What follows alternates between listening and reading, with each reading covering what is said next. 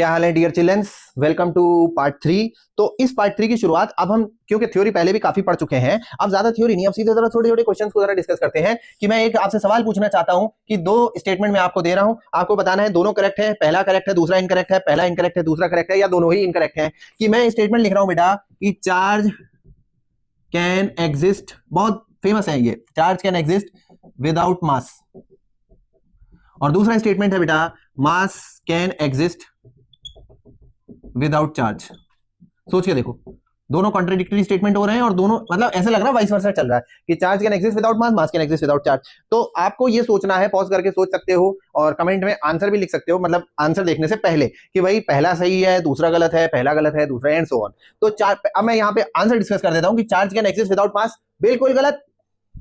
क्यों गलत भाई? आप जब भी क्वेश्चन करते हो ऐसे करते हो, अ चार्ज बॉडी, ऐसे आपने स्टेटमेंट सुने होंगे, अ चार्ज बॉडी। बेटा चार्ज हमेशा किसी बॉडी पे आता है, चार्ज हमेशा किसी बॉडी पे आता है, कोई ना कोई डस्ट पार्टिकल भी होगा, चार्ज आ रहा होगा तो डस्ट पार्टिकल होगा, यानी कि कोई बॉडी की जरूरत होती है चार्ज को, तभी उसमें से इलेक्ट्रॉन या तो निकलेंगे या इलेक्ट्रॉन आएंगे।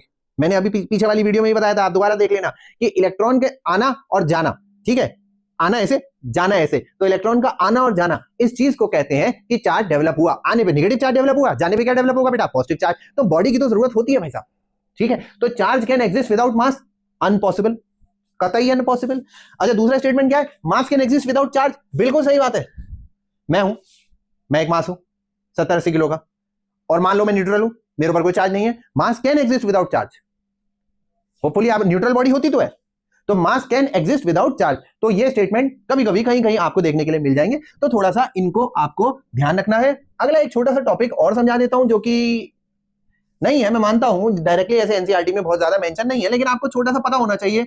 LIGHT, लाइटनिंग कंडक्टर, ठीक है बेटा। तो बस सुन लो मैं क्या कह रहा हूं कि मैं आपका बेस बनाता चल रहा हूं। बेस बनाने में ज्यादा मेहनत लगती है, मैं सीधे आता और करंट के फॉर्मूले I = Q / T, Q = NE, V = IR फॉर्मूले क्वेश्चन कराने लगता। बेटा थोड़ा सा एक्स्ट्रा भी बेस बनाते चलो, दिमाग में चीजें फिट होती हैं, ये आपको याद नहीं करना पड़ेगा, मेरी एक बार बात सुनोगे तो याद वैसे ही हो जाएगा।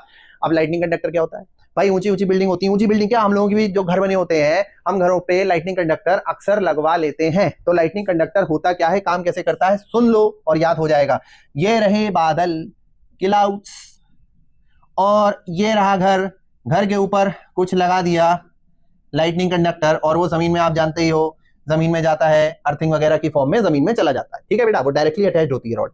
अब क्लाउड जो होते हैं बेटा 11th बल्कि 12th क्लास में इलेक्ट्रिक चार्जेस एंड फील्ड्स पहला चैप्टर आएगा, वहां पे डिटेल में पढ़ोगे, लेकिन अभी एक बेसिक बात समझ लो कि क्लाउड्स पे बहुत ज्यादा चार्जेस होते हैं, जिस वजह से वो लाइटनिंग गिरती है पूरी, ठीक है। अब वो लाइटनिंग गिरती है और किसी बिल्डिंग पे लाइटनिंग कंडक्टर नहीं लगा हुआ है और किसी बिल्डिंग पे लाइटनिंग गिर पड़ी, यानी कि बिजली गिर पड़ी, तो वहां पे गिरती लिंटर पे, लिंटर तोड़ देगी, लिंटर तोड़ती हुई जमीन तक आ जाती है, नीचे जो कैजुअलिटी होती है वो होती है और प्रॉपर्टी का नुकसान होता है वो अलग। तो बिल्डिंग्स को बचाने के लिए उनके ऊपर बेटा लगाए जाते हैं लाइटनिंग कंडक्टर। अब मान लीजिए क्लाउड्स ये हैं, क्लाउड्स के ऊपर इस तरफ पॉजिटिव चार्ज, ढेर सारा पॉजिटिव चार्ज डेवलप हो गया, ठीक है बेटा। तो लाइटनिंग कंडक्टर पे जाहिर सी बात है इंडक्शन की वजह से कौन सा चार्ज डेवलप होगा बेटा? नेगेटिव। अभी इसीलिए इंडक्शन पढ़ाया था, चीजें समझ में आने लगे। बेटा इधर पॉजिटिव है तो इसके ऊपर कौन सा चार्ज डेवलप, ये पॉजिटिव कौन से चार्ज को अट्रैक्ट करेगा इसके अंदर से? Negative charge. इसके ऊपर नेगेटिव चार्ज डेवलप होगा, ये पॉजिटिव ये नेगेटिव, ज्यादा इलेक्ट्रिक फील्ड में नहीं जा रहा, लेकिन अभी एक बेसिक समझ लो कि इसे कहते हैं बिजली कौन जाना।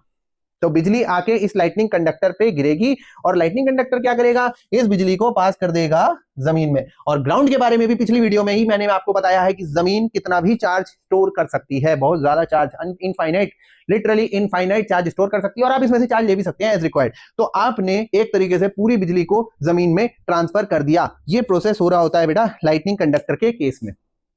होपफुली आपको बेसिक चीज समझ आ गई होगी, ठीक है बेटा। तो इसमें कुछ याद करने की बात नहीं है, अगर नोट्स बना रहे हो, एक कॉपी पेन लेके बैठे हो बेटा, कुछ नहीं है, डायग्राम बना है, याद हो गया क्या इसमें? मतलब बस एक बार सुनने वाली चीजें हैं और आपका बेस स्ट्रांग होता चला जा रहा है, ठीक है। अब आते हैं बेटा अपने कोर पोर्शन पे, जिसे हम लोग कह रहे थे कि हाँ साहब ये तो एनसीईआरटी में भी दे रखा है। कोर पोर्शन क्या हो गया बेटा? Electric current. तो अब बेसिक चीज आ गई, इलेक्ट्रिक करंट। ये सब हम लोग अपने स्कूल में, कोचिंग में ये सारी चीजें देखते रहते हैं। तो एक बेसिक सा सर्किट बना दिया, ये लीजिए साहब, होपफुली आप इसे पहचानते होंगे बेटा, रेजिस्टेंस, ये रेजिस्टेंस हो गया, ये बैटरिया हो गई, बैटरी, ये कौन सा टर्मिनल होता है बेटा? ये बड़ा वाला पॉजिटिव टर्मिनल, दूसरा वाला क्या होता है? नेगेटिव टर्मिनल, और ये करंट I, ये पोटेंशियल डिफरेंस V, ठीक है बेटा। तो ये मैं मान के चल रहा हूं क्योंकि ऑलरेडी सेशन के एंड की तरफ हम लोग चल रहे हैं और हम लोग क्रैश कोर्स कर रहे हैं, तो हम लोग समझ लें कि इतनी बातें तो हमें आनी चाहिए, ठीक है। और नहीं भी आती तो यहां पे सीखो फिर मेरे साथ। तो इलेक्ट्रिक करंट I = फॉर्मूला क्या पढ़ा था सबसे पहला फॉर्मूला? Q/T, ठीक है बेटा, क्वेश्चन सभी करेंगे।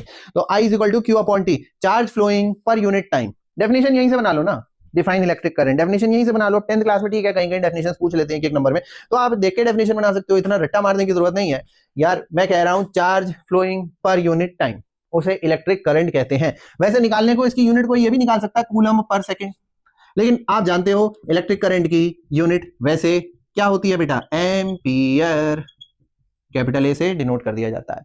तो ये इलेक्ट्रिक करंट की यूनिट हो जाती है, जिसे आप एम्पियर के फॉर्म में याद करते हैं। और क्यू तो जानते ही हो, चार्ज, और पीछे वाली वीडियो में भी आपको बता चुका हूं कि Q is equal to N E, जहां सारे टर्म्स मैंने आपको वहां पे एक्सप्लेन कर दिए थे। ठीक है बेटा, तो ये इलेक्ट्रिक करंट होता है जो कि आई की फॉर्म में यहां फ्लो कर रहा होता है।